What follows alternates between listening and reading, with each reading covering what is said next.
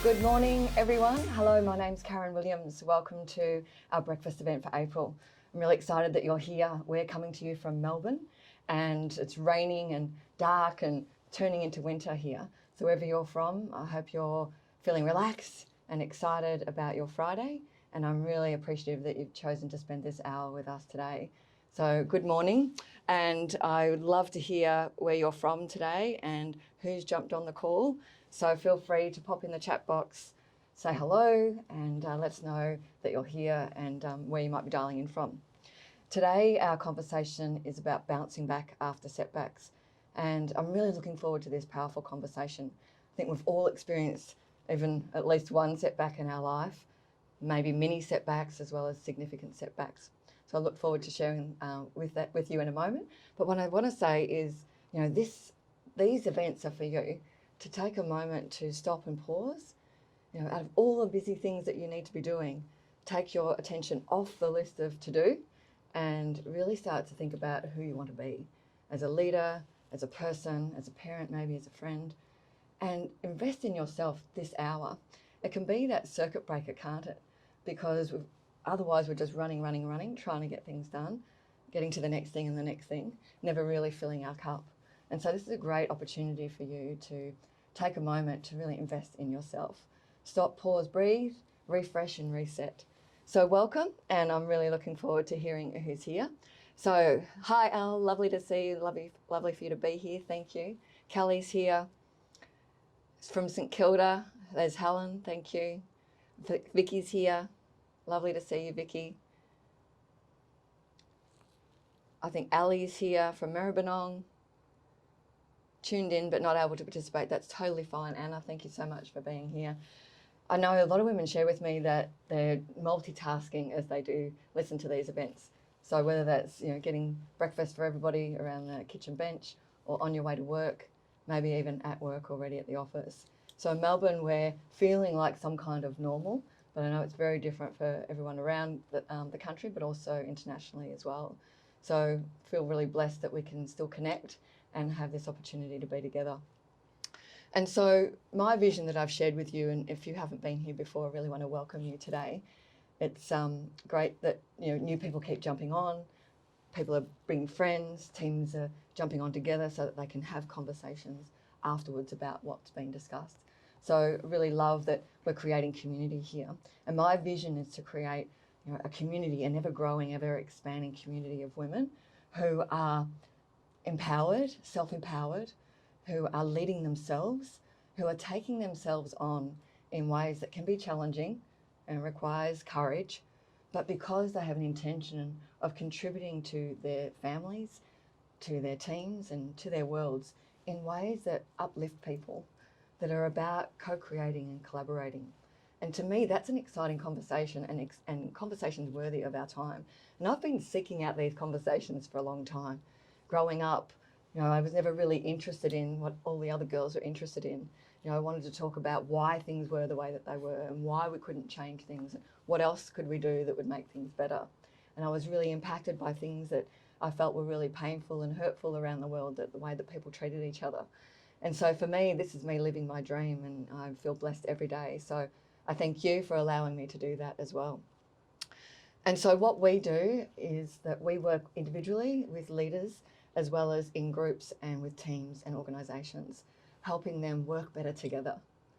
And that requires, firstly, us leading ourselves, understanding what our triggers are, why we do what we do, why other people do what they do, and learn how to take things less personally so we can have more compassion and create more together. So that to me is a very exciting space to be in. It's about trust, it's about emotional safety. And it all starts with us, doesn't it? Whether that's in our family or in our teams. So who else is here? Good morning from the far north of New Zealand. Thank you, Carrie. Lovely to see you. Thank you for being here. Hi, Rachel. Very cool. I love that you're here, so thank you. All right. So today's session being about setbacks. When I was thinking about what are setbacks? We have those things in life, the daily setbacks. Maybe a conversation doesn't go to plan, or something in a relationship just keeps repeating itself. We don't know how to change it. Or maybe it can feel like, when we don't meet a deadline and all eyes are upon us, that can feel like a mini setback as well. And then they're those setbacks that really define us and maybe define the journey of our life. They might be setbacks that open us up and wake us up and have us realise what's most important in life. Or they can be setbacks that shut us down and close down our heart, and we decide we're never going to do that again. And so we cut off a slice of our life and then try and make things work from that perspective, and that can be really difficult. And one of the setbacks for me when I was thinking about this topic today was about 16 years ago when I was diagnosed with an illness, and changed how I viewed life and how I took life on. It broke my confidence, or I allowed it to break my confidence. And it had me question a lot of things about how I was doing life. In the end, I look back and think that was a fantastic, defining, very positive time in my life. But at the time, as we've discussed, just before we got online today, that, it doesn't feel like it's positive in the moment, does it? But if we can be awake while we're experiencing those setbacks, rather than sort of just react from what we've always done, if we can be awake to them, we can actually grow through them as leaders and as people. And we can take the learning with us more quickly, rather than waiting a long time before we can reflect and go, oh yeah, I've learnt something from that. And that can help us develop our empowerment much more quickly and much more well-rounded way. And so that's part of the reason I want to have this conversation with you today, is firstly, what is a setback and what is a setback for you? But also, bouncing back might not mean I'm just going to suck it up and get on with it. That's certainly not what I would advise. Bouncing back is around, how do we be resilient in a way that's aware and awake and emotionally intelligent, so that we can support our teams and the people around us to get through their setbacks as well. So that's what I'd like to talk to you about today.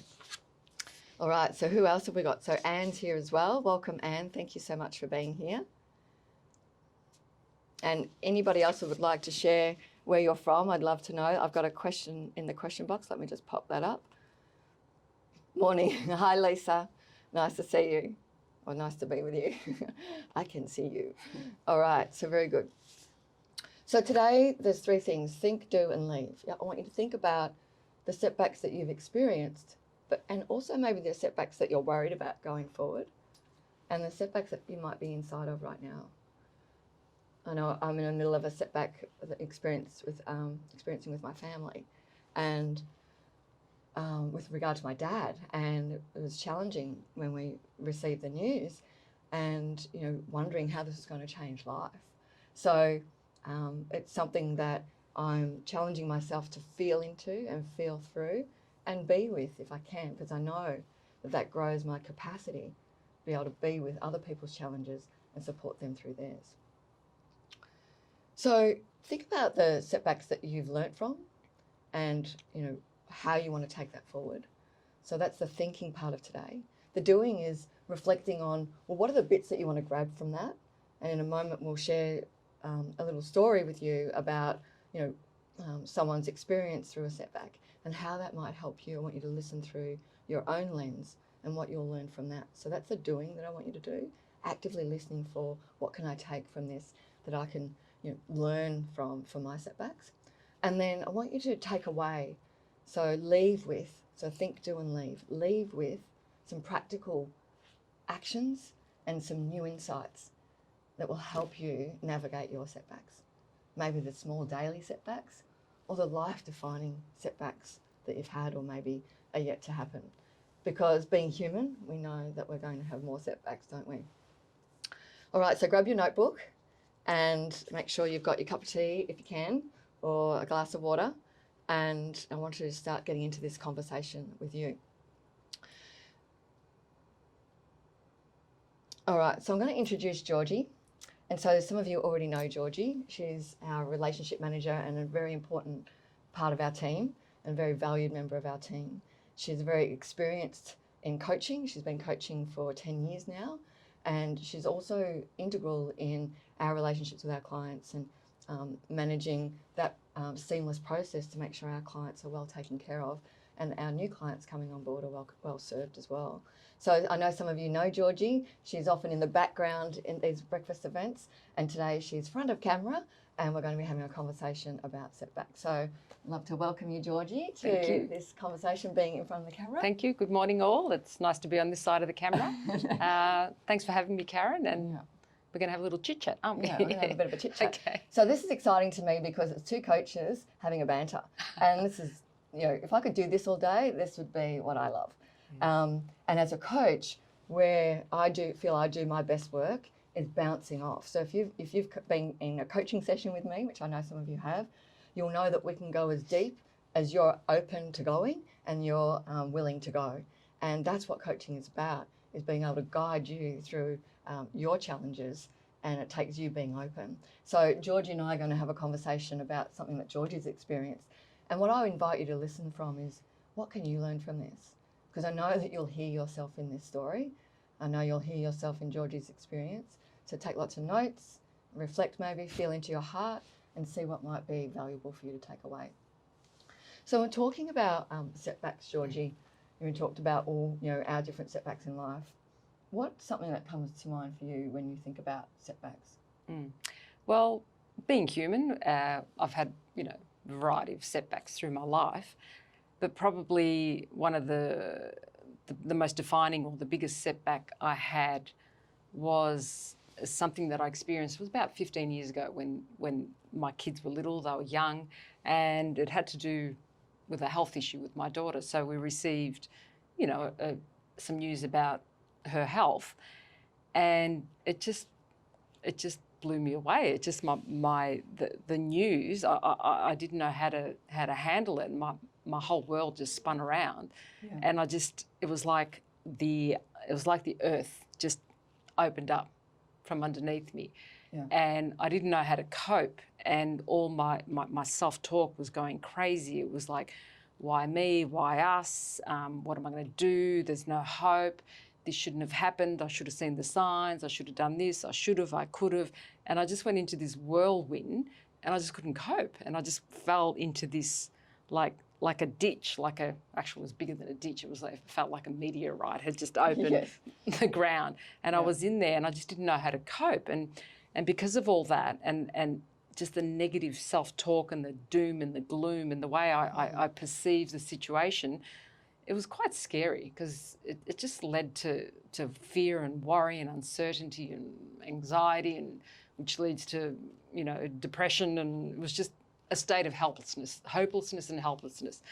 And so I guess that was the biggest major setback for me, and I felt it was awful. It was really awful and lonely, and I didn't, to the outside world, I put on I'm okay, this is all cool, but deep down I was dying inside. What was that like for you, like putting on that face and investing heavily, I guess, in making everything look good, like you were saying about the perception, and then but underneath really like feeling the way that you're feeling? Well, it was exhausting. Absolutely, physically, mentally and emotionally exhausting, and very lonely, until it got to the point where I checked out. I checked out of life. I checked out of my family. It was just, it was like I disassociated from myself. Yeah. And when you say disassociated, what do you mean by that? Just checked out of life. Yeah. I wasn't so it's present. Like this shell kind of showing up. Yeah. Like people would talk to me, and I was just looking right through them. I was looking through them and beyond them. I wasn't connecting. I wasn't, So why am I smiling about it now? But it was quite real at the moment. Yeah. And so when you think about that time now, and you think about that being a setback, and obviously it was a challenging time. What was happening for your family while you were in that state? Well, actually, that's, I think, what got me out of that hole was my brother, who was quite concerned for me. Yeah. And he was no coach. He basically said to me, look, I get where you're at and it is difficult. He goes, but get a grip. He goes, get a grip. Yes. He goes, this ain't about you. He goes, you've got two daughters and you've got a family, and they deserve better than that. You can't bring them down with you. Yeah. And it was like, whoa. And so that get a grip moment is like the moment that helped you like maybe like reset in a way. But Yeah. was that what then had you restore yourself after setback, or was that just a moment Well, in when I time? heard the get a grip, I thought, yeah, it's easy for you to say you don't know what I'm going through. Yeah. Type things like, what do you mean get a grip? Such a man thing to say. Yeah. Well, Get over yourself. And the reason I ask Yeah. you this question is Yeah. because I'm not an advocate for sucking up and getting on with things, Yeah. because that just pushes our feelings down, doesn't it? And we've talked about in one of our last webinars around, you know, moving from fear to forgiveness is about moving through our feelings. And so when we're able to feel our feelings, we build the capacity to be able to coach others in ways that actually make a difference and support the transformation of others. Without that, it's just opinion and maybe great advice, but it doesn't cause a shift. So the get a grip, we've probably all heard that kind of, you know, comment from maybe well-meaning friends and family before. Yeah. So when you felt like that, like, yes, okay, there was a moment for you, but hang on, that's not going to make me feel better. What happened for you then? Well, actually, it was interesting because along with that line, he said, it's your choice. And that's what sort of like, oh, I've got choice. Yeah. What do you mean I've got choice? Wow, is there a way out of this type thing? And that's when I started, you know, my own personal development journey, and to figure out what is this, how can I get out of this? And and just through experiencing, and learning and even through the coach training and everything that I did, that I think I learned, or Coach 101 is, it's not what happens to you in life. It's the meaning you put behind it, and how you react to it. And I thought, wow, this just opened up a whole world of possibilities. So I want to stop here because, and so as you can tell, this isn't scripted, right? So we're going with what's here, right? So you guys, if you've been on a call before, you know, you might have seen this model. And what I call it is what happened and what we make it mean, yeah?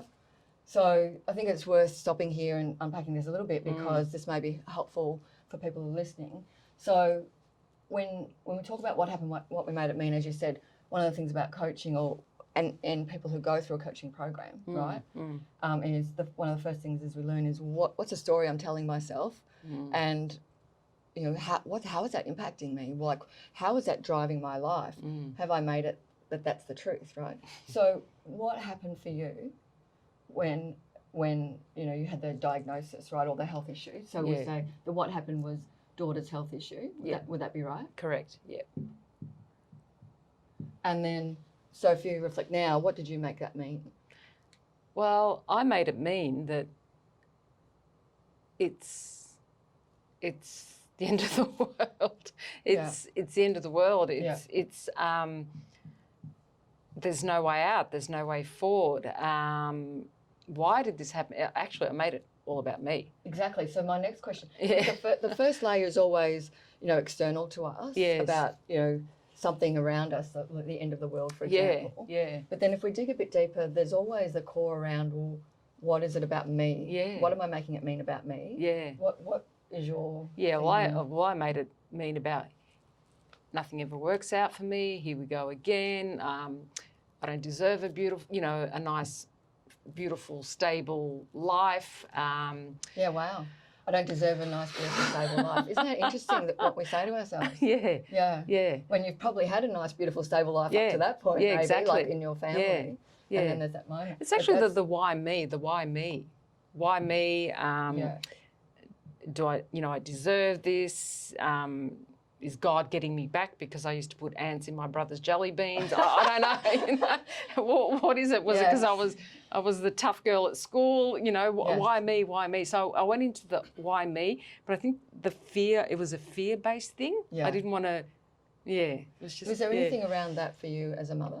Oh God, yeah. So as in, I'm making it mean something about me as a mother. Was there any of that in there? Yeah, 100%. So it's like.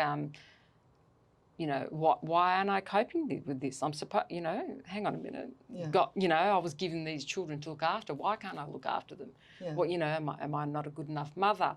Should I have been more perceptive? Should I, could I? All those blah, blah. Yeah. Should I have been more perceptive? So then this spirals us down, yes?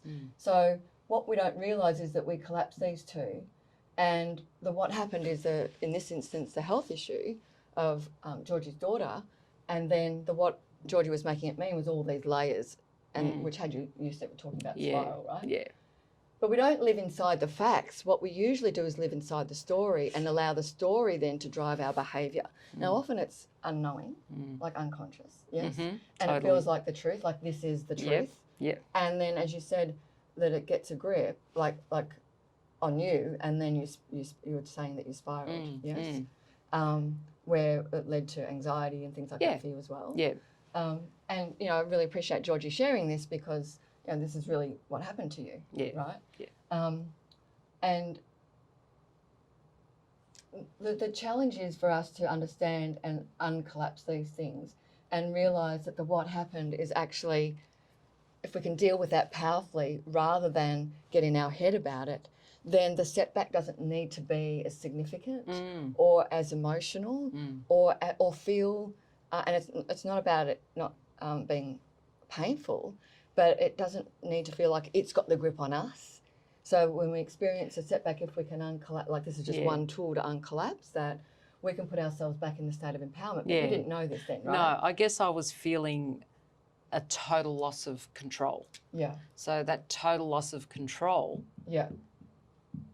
caused the fear and the uncertainty and the anxiety and the panic and the so forth. So it was that I made that mean that I have no control of what happens to me. I don't have any choices. I don't have so then a so way then out. Yeah. So this is a big part of our life is wanting control, right? And sometimes I think this is a really important area because we tend to see control as a bad thing, as in we call ourselves control freaks, or if we know we have this strong desire to make everything go the way that, and so that can be an unresourceful or an unhealthy expression of needing control. However, it's natural for human beings to want to have the control of their lives, right? And when we're out of control, of course, we're going to react like that. And you said it before, which was very powerful around the one thing that you learned on your personal development journey was the choice that we have, right? And that's what we have control over. Yeah. But we don't realise it because we do the reaction thing. Yeah. So we have, let's say the reality or the fact of the setback, and then we have our story about that. And then we feel out of control, not realising the control comes back not from controlling this, but controlling my the perception, the story I put, right? Because, and if I relate this just very briefly and not disrespectfully to something Simon Sinek says about making healthy space and emotional healthy space for teams is everybody wants to have control of their day. And it's when we don't have control of our day that turns into stress. So one of the learnings here personally and professionally is how can we empower ourselves to have control? And the only thing is around choice of mindset and thought. And then and the story that we tell. And that's obviously a very significant event. It was. Yeah, I'm not downplaying that. No. It was quite, And neither am I. Yeah. But if we realise that we come back to we do have that choice, and also then we can support people around us, whether it's our family or our team and people in our organisation, and educate them that they do have that choice, which will put them back in control, that will then have them stop spiralling. And they'll spiral back up to, an empowered state. Yes? Exactly. So I think this is really valuable. I'd love to hear your comments if you've got some insights yourself around what Georgie's shared so far. And maybe around control, what you're seeing about control for yourself, a healthy or unhealthy version of that in yourself. What you're seeing about maybe setbacks and how you're interpreting them in your life. And Georgie gave some really great examples of the thoughts that were coming to her about I don't deserve this perfect life, about herself as a mother, maybe that, nothing works out for me, or, it's the end of the world. All of those levels and layers. Maybe you're seeing something about that for yourself. So I'd love to hear from you what you're seeing for yourself around this as Georgie and I kept talking. So how did setback, so that's been, did you say 15 years? Yeah, about 15 years ago, yeah.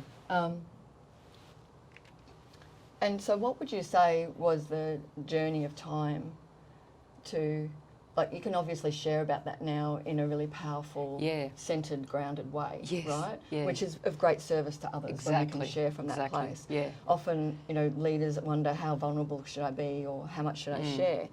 And, you know, I always coach them around, only share it if you have processed it, if it's a very emotional kind of learning.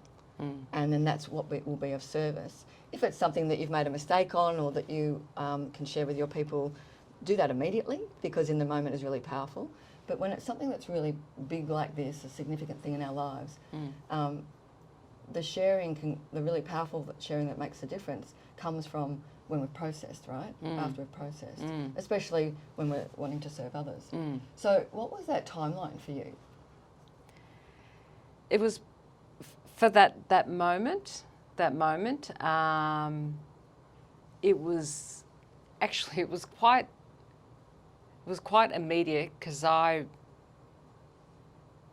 wanted to get out of there and not make a difference. It was a must for me. It was a sense of urgency. It was a necessity to look at other options and other possibilities. Yeah. And that's what, and it was funny because it built my character, because I got into like rescue mode, and I was told that, you know, hey, your daughter's got this, there's nothing you can do about it, get on with it.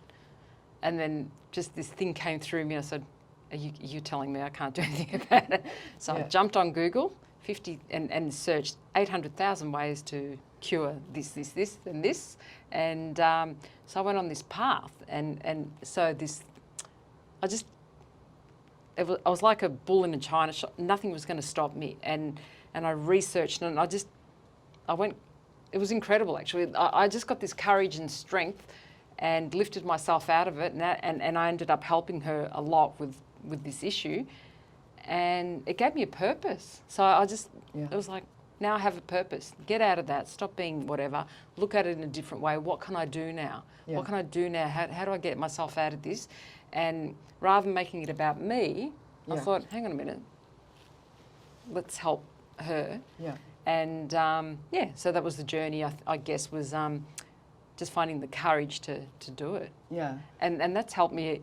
And that's probably what got me into coaching, was knowing that I could, help people and just to be vulnerable and to be courageous and So it's the shifting, like moving out of this meaning. Yeah, the and mindset. Shifting, like changing into, I'm going to face this. I'm going to lean into this. Yeah.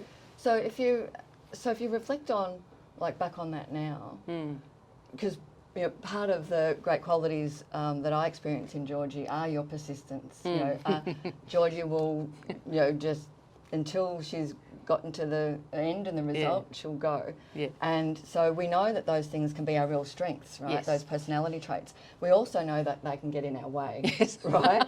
So they can be what I call our success strategy. Yeah. One of Georgie's success strategies is being persistent. Yeah. Also, so many other things that are amazing about Georgie. Yeah. And then that has a ceiling though.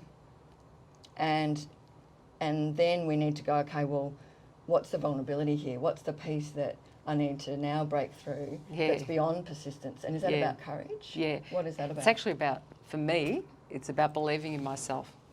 Self-trust. Beautiful. Believing in myself, which is, we're human, who doesn't have those moments of believing in themselves, hey, I can do this. That's probably, and it's human. But then when I hit that setback of self-trust, self-belief, although I've worked on it, we're human. We still have those things. It's breaking through those. So then it's about, so think about your success strategy.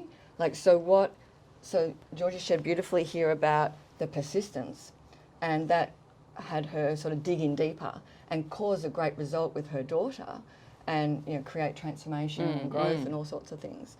And then, so that had that amazing outcome.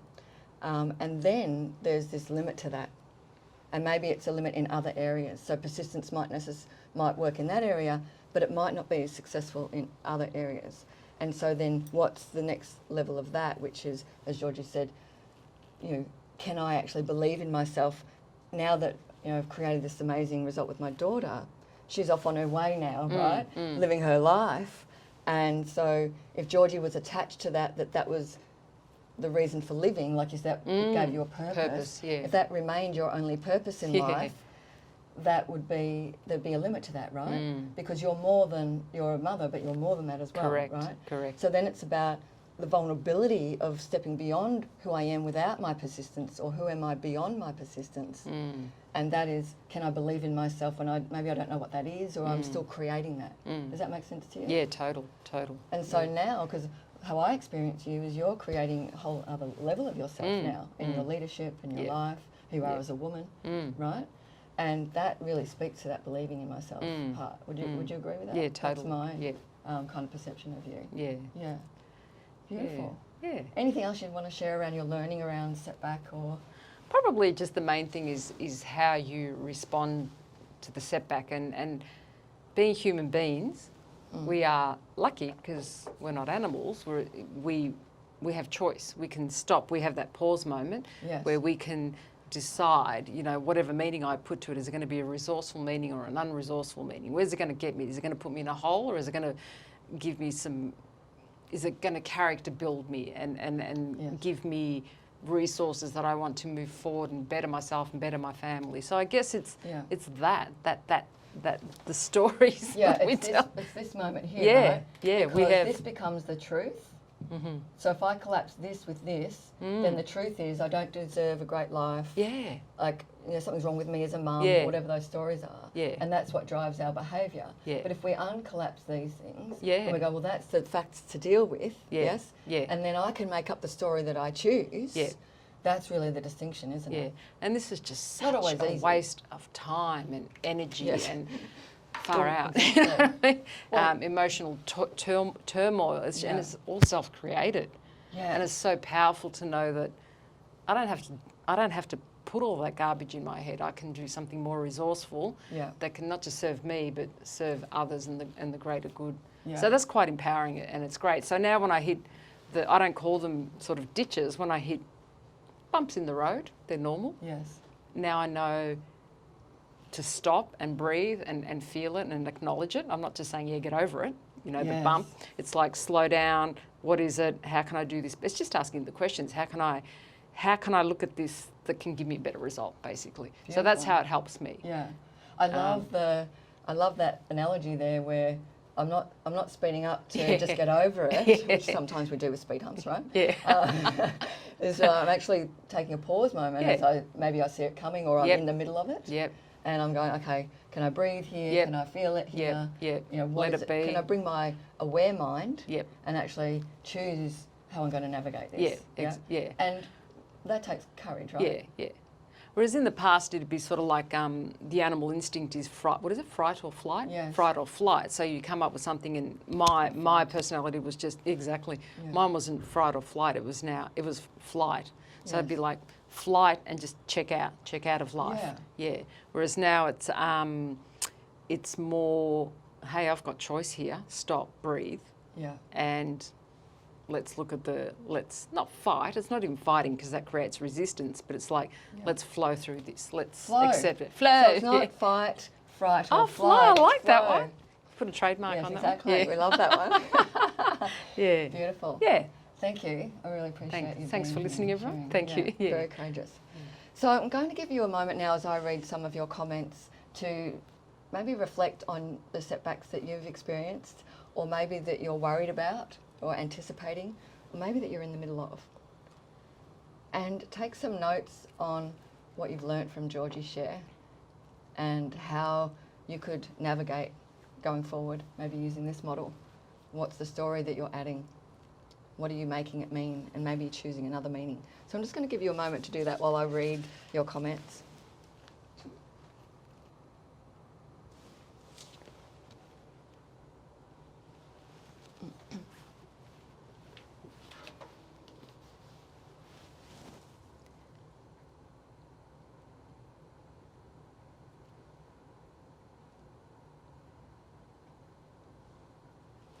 Yeah, okay.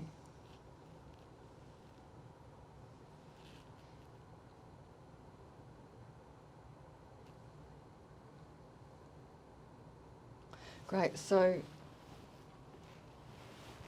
there's lots of thank yous to say for powerful sharing. One of the questions, a couple of people have asked the same question around, so yes, we can move on from it, but how do we do so more quickly? And so the straight answer to that is there's no magic, dust that we can sprinkle on ourselves that has us do this more quickly.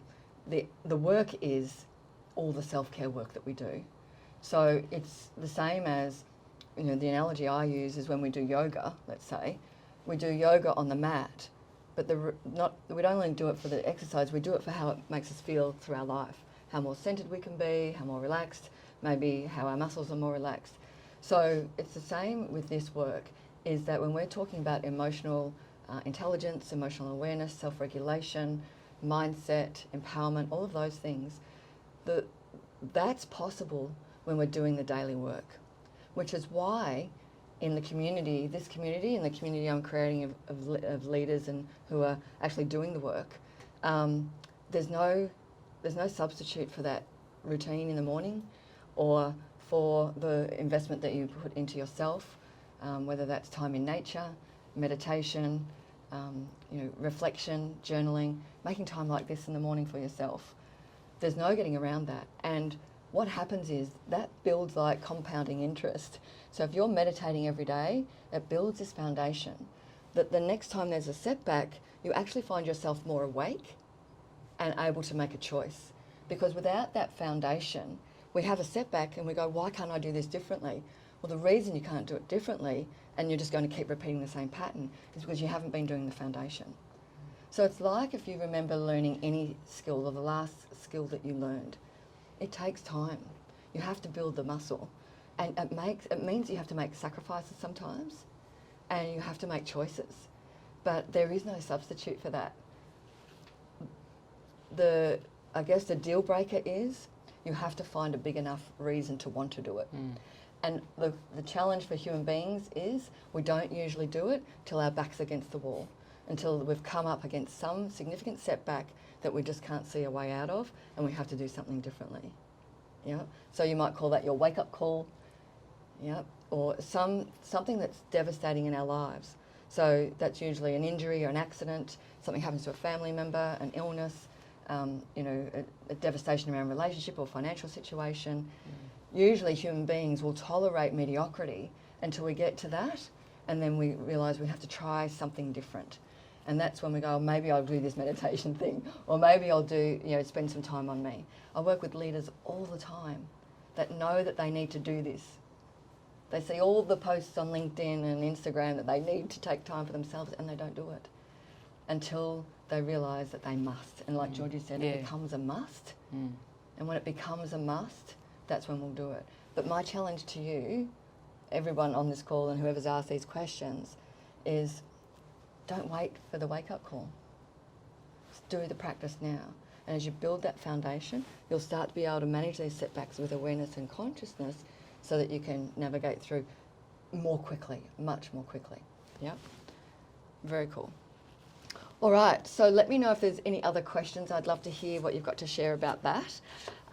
If your experience in your own self-care and how that's helped you, other people might find that that's helpful for them as well.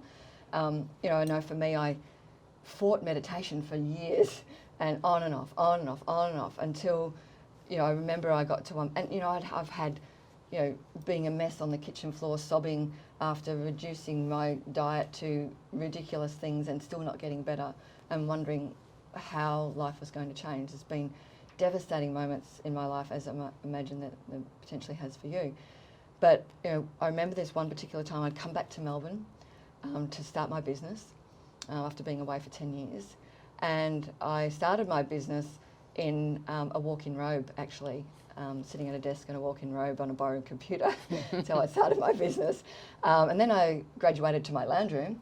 And I was sitting there one day, working hard, long hours, loving what I was doing. But the situation wasn't changing. It was like a dripping tap. I wasn't able to turn it full on yet. And I decided, that was the time I decided, that I was going to dig in and really do what I knew I needed to do around self-care. It took a lot of wake-up calls to get to that, and so I'm an advocate for not waiting that long. But you'll know for yourself if you've reached your must, and if you haven't, then I'm saying now is your must. Do it anyway. Yep. All right. So, what I'd like to share with you now. Let me just see where we're at. I want you to consider where you might be armouring up to get through. And if you've read Brené Brown's work, Dare to Lead, you'll know that she talks about armoured leadership and brave leadership. And armouring up is, the reaction and putting on the coat and the face mask and everything that making things look good. Directing, telling, rather than being with. So if you're armouring up to get through setbacks, that might get you through. And like Georgie said, it gave her a purpose. But it's not sustainable, and it will wear you out. And so thinking about how you might be armouring up and where you might be able to start to look at, well, what's the story I'm telling myself that's causing me to armour up? And where might the gaps be that I can start to think of from a different perspective? What's the story I'm telling myself, and is that actually true? So armouring up is a really important point that I'd really ask you to write that question down. Where am I armouring up? And I said I would give you, now, just give me 1 second.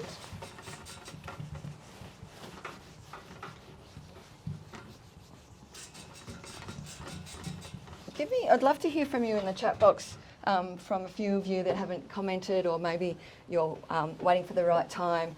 Like, has this been helpful for you so far? Is something new we've tried today? And, really I've loved this conversation with Georgie. Has this been helpful? What have you learned from it? What have you taken away so far? So I'm just going to give you a moment to do that. Hi, Marlene from Sydney. Nice to see you here. And I know that was you that I think that asked one of those questions. So I hope that's been helpful for you. Let me know. So take a moment to share in the chat box. Has it been helpful? What are you taking away? Maybe give Georgie some love. I'm just reading a couple more questions. Yes. Thanks, James. James is on time duty today. Doing extremely well, James. 15 minutes. Okay, so, yes, feel it all and focus. Yeah. Beautiful. Beautiful share, Vicky. So feeling it rather than, and then focusing. I think focusing on how you're going to move through it rather than catastrophizing. Very good. And I was speaking with someone yesterday about, a journey to go on. This is a leader I was coaching yesterday, and as I said to her yesterday, I want to do the before and after photos for the people that we coach and the women that we coach, because the before, there's stress lines and there's like we're in our story. 6 months later, there's this just like beautiful flower that's blossomed. This is extraordinary. And she was sharing about a very, very, very difficult conversation she needed to lean into with one of her team, and her mind kept going to anticipating the outcome because it was so scary to her, and she wanted to avoid it with passion, that all the brain could do was go, I've got to get, what's the end result going to be? But because she was running to that, it was tying her up in knots. What she wasn't doing, what she didn't realise she wasn't doing, was just being present in the moment. And if she learnt through the session yesterday that if she could be present and really listen, that would give her everything she needed to do and to be to actually allow that perfect outcome or the outcome to come. And that comes, like Georgie was saying, from self-trust. So if you're catastrophizing what a setback might look like or what might be the outcome after a setback, that's going to have you just kind of armour up and just try and get through it but be exhausted at the other end. A sustainable way is stopping the catastrophizing, stopping the visualisation of needing to know how it's going to go.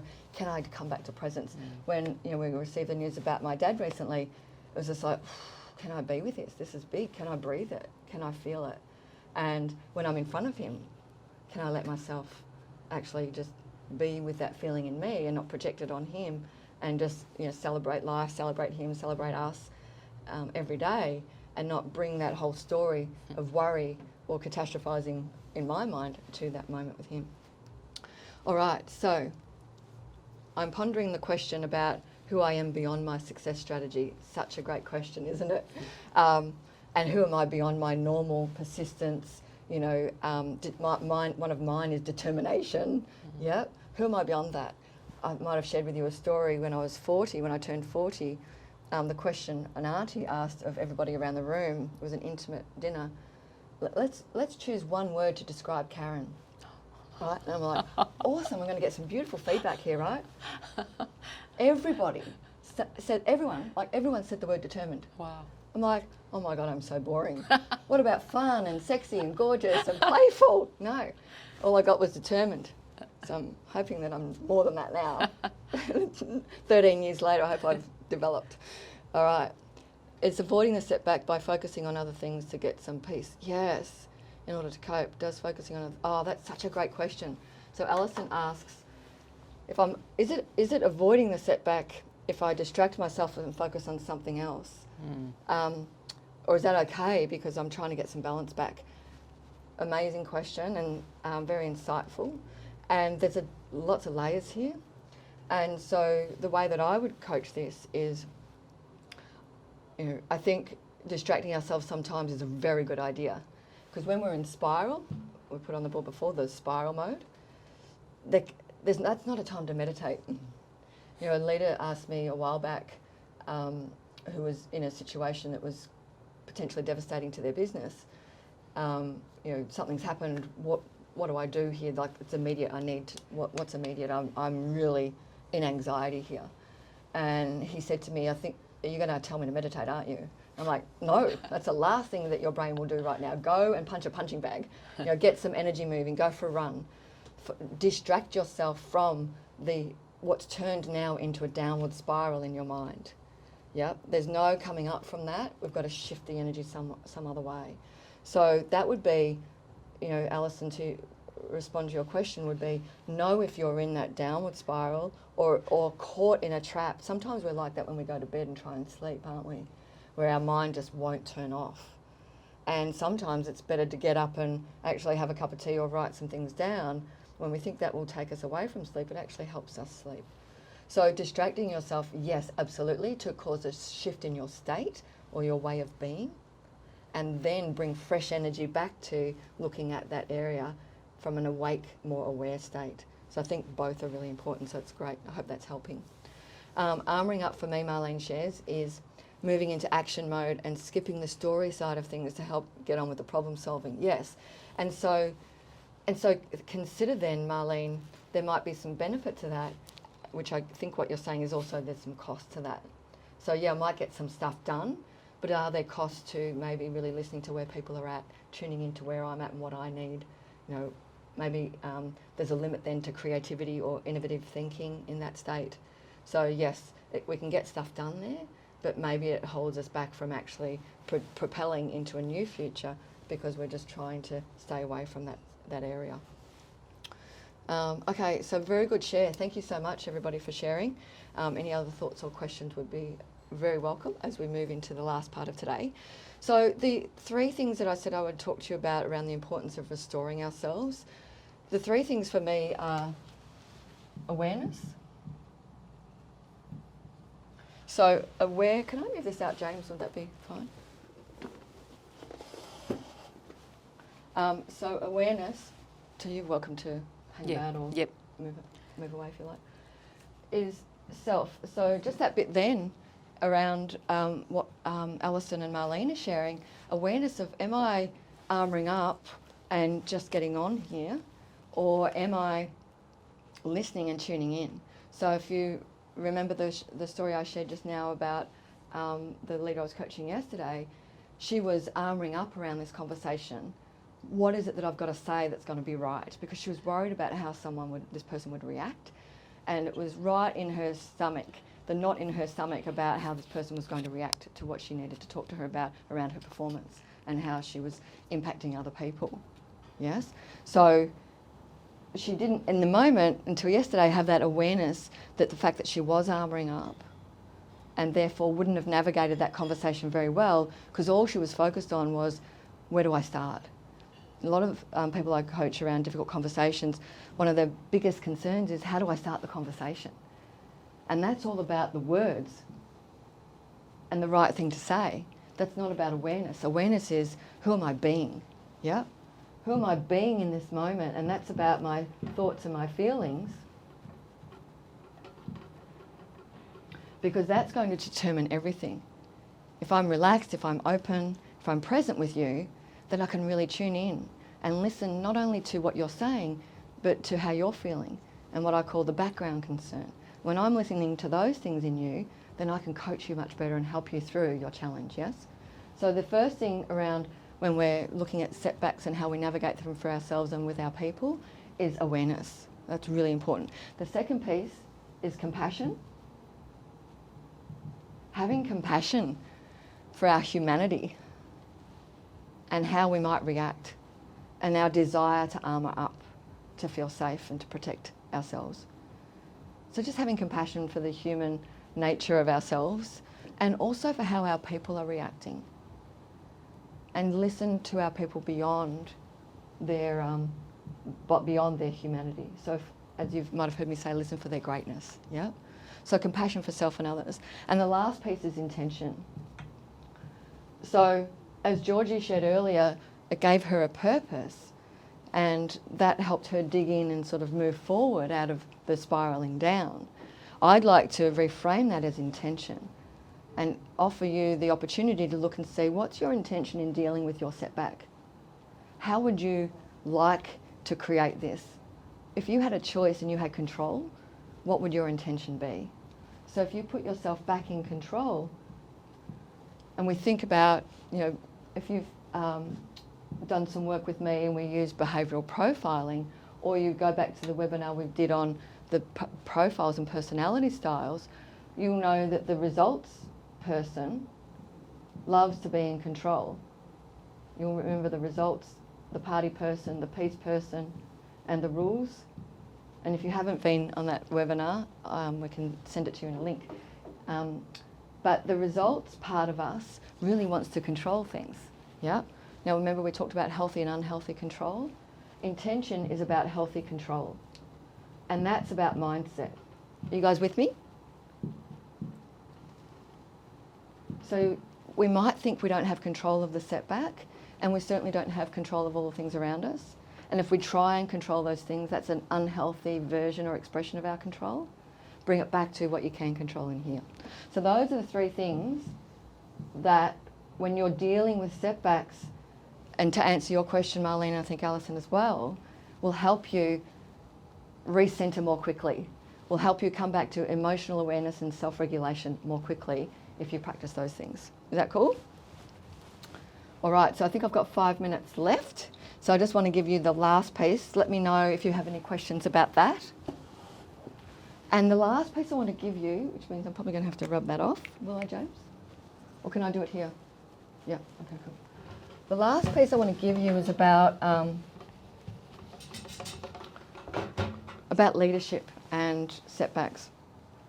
And so, quoting Simon Sinek again, he's been my favourite today. Great leaders give everyone something to believe in, not something to do. And if we're giving our people something to believe in, that includes us. Have a think about what you believe in when you think of someone that you admire. Is it their authenticity? Is it their courage and their willingness to be real? When you heard Georgie share her courageous story, did that connect with you? So when we're giving our people something to believe in, we've got to give them that in ourselves as well. And that comes back to our willingness to be authentic and to be real with our setbacks. Yep. So here's the 4 things I want to give you around this. So leadership through setbacks. So kind of bouncing back, right? So you must practice presence. You must practice this quality of your energy as a leader. There's no substitute for presence when you're wanting to lead your people through setbacks. You have to be with them and with their challenges. Yeah. But you need to hold the intention of moving through it. Okay? So practice presence. Observe your reactions.